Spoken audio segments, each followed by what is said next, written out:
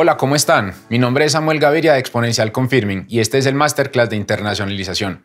Tocaremos temas muy importantes y cruciales para cualquier empresa que esté pensando en llegar a nuevos mercados y en cómo expandir su portafolio de productos y servicios a diferentes zonas.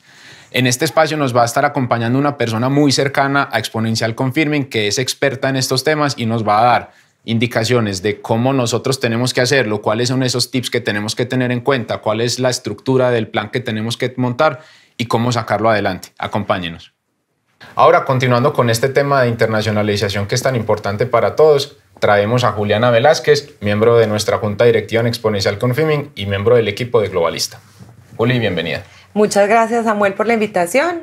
Un saludo a todos los que nos están viendo y oyendo y muy feliz de estar acá. Ahora sí, Juli, entrando en materia, ¿qué es la internacionalización?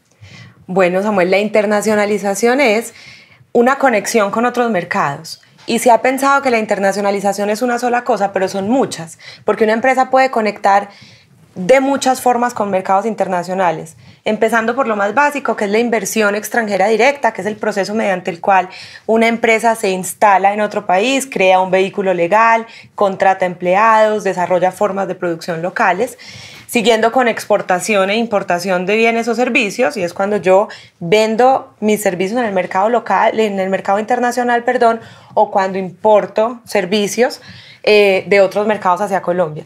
Pero también puede significar muchas otras cosas que nosotros tradicionalmente no entendemos como internacionalización. Por ejemplo, cuando yo hago alianzas estratégicas con empresas en el exterior, yo sigo produciendo acá, sigo estando en Colombia, pero estoy generando modelos de negocio en otros países. Entonces, a mí me gusta definir la internacionalización como esa forma de las empresas de conectar con otros mercados, existiendo muchas posibilidades. Juli, entonces concluyendo lo que acabas de decir, existen diferentes tipos de internacionalización, los cuales son inversión extranjera, franquicias, adquisiciones y exportaciones.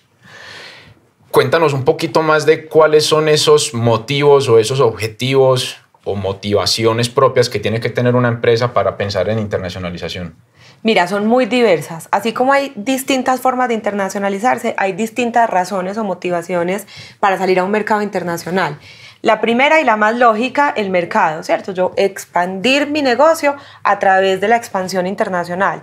¿En qué países puedo vender más y mejor? ¿Cierto? Pero no es la única.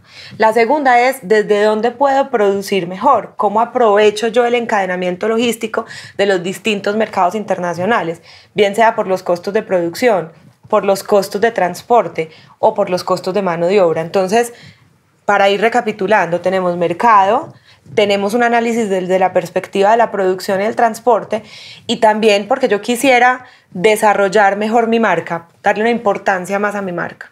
Esas serían como las principales motivaciones. Juli, ¿en qué momento un empresario realmente puede preguntarse si es el momento correcto de empezar un proceso de internacionalización?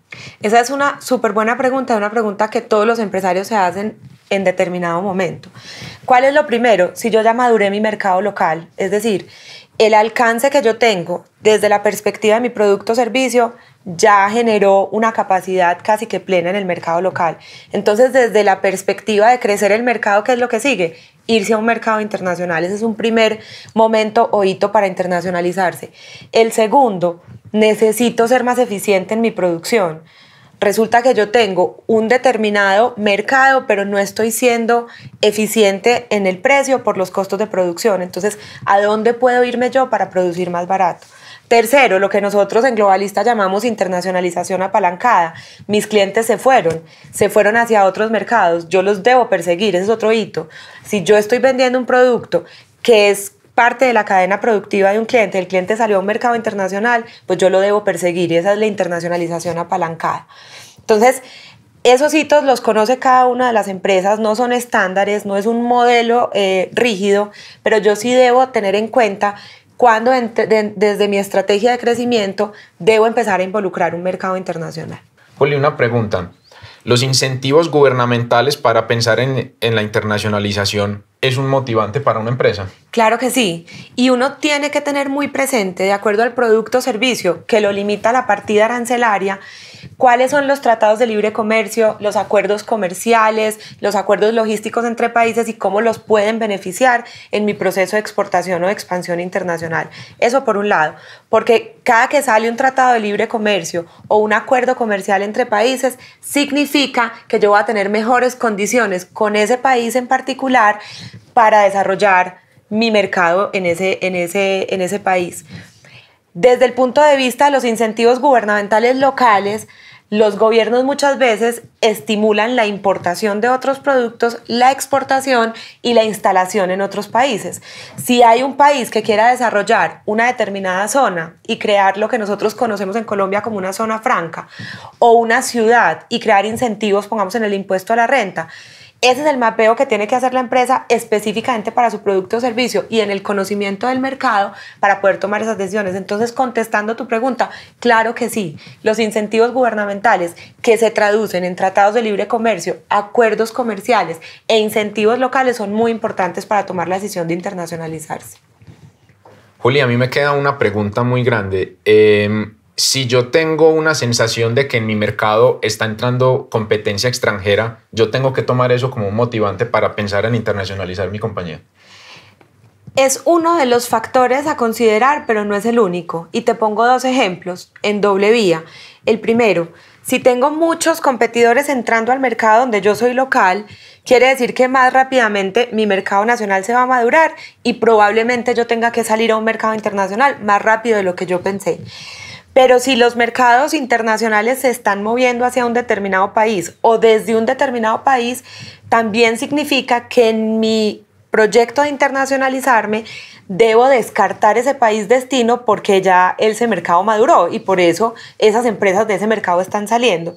Entonces, es un conocimiento, repito, de la partida arancelaria, del comportamiento internacional de esa partida, tanto en importación como exportación, y entender cuáles son esos factores que inciden en que las empresas se estén moviendo de uno a otro país, bien sea o para acelerar la maduración de un mercado que yo hoy considero local o para descartar un país destino.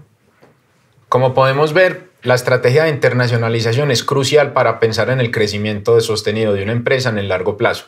Esto es solamente una primera parte de lo que vamos a conversar con Juli respecto a este tema. Por favor, acompáñanos en las siguientes sesiones para seguir complementando el tema.